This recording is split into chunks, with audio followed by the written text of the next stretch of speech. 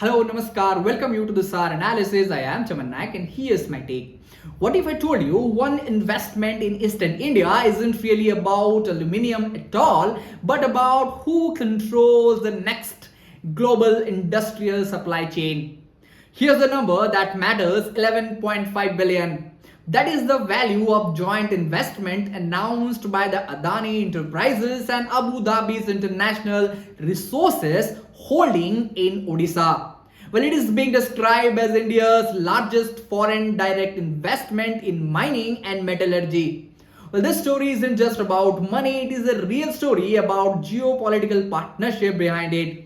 Let's dig it out. But here's what evidence speaks about. India and UAE are no longer limiting their relationship to energy trade or financial investment. They are now moving into strategic industrial integration. Well, a proposed project including 4 million tons of aluminium refinery and 2 million tons of aluminium smelter and 4,000 megawatt of captive power plant with renewable energy integration and a downstream manufacturing ecosystem. Well, this transforms the Odisha from mineral-rich state into a potential global manufacturing hub for value-added aluminium products, and that changes India's position in the global supply chain. Now the question arises why this matters, because for decades the global manufacturing depended on a simple equation. Countries with the natural resources exported the raw materials and the industry powers captured the value by processing them, and the model is now changing. Well, after the supply chain disruption, this geopolitical competitions and the growing concern over the critical mineral security, and governments are racing to secure every stage of industrial production. Well, aluminium sits at the center of these transitions because it is essential for electric vehicles, aircraft, renewable energy, and many more. This investment allows India to move beyond the exporting minerals to instead of exporting industrial capabilities.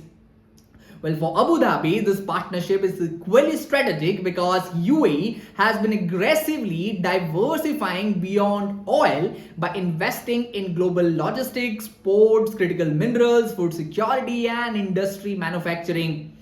And the partnership with India gives Abu Dhabi the access to one of the world's fastest growing economies. And this is not just a foreign investment, it is an economic statecraft. Well, notice the broader pattern for sure. The India-UAE Comprehensive Economic Partnership Agreement, the India-Middle East-Europe Economic Corridor, this growing sovereign wealth fund investment, and now one of largest mining and metallurgy investment in India's history.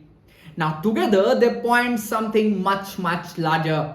Well, India is becoming the trusted manufacturing and strategic investment destination, while the Gulf capital is increasingly positioning itself inside India's long-term industrial growth. Now, this is how geopolitical alliances are being built today, not only through military agreements, but through factories, infrastructure, critical minerals, and supply chains. Well, the next era of the global influence may depend less on who owns the resources and more on who processes them. Now here's my take. The headline says 11.5 billion, but the real investment says it is trust. Where the sovereign-backed Gulf capital commits to build the strategic industrial capabilities inside India, it signals the confidence in India's long-term economic trajectory. Now, if it is executed successfully, Odisha won't simply produce aluminium, it can become one of the most important nodes in the emerging global industrial map. And in today's world, controlling the supply chain may prove as powerful as controlling the borders.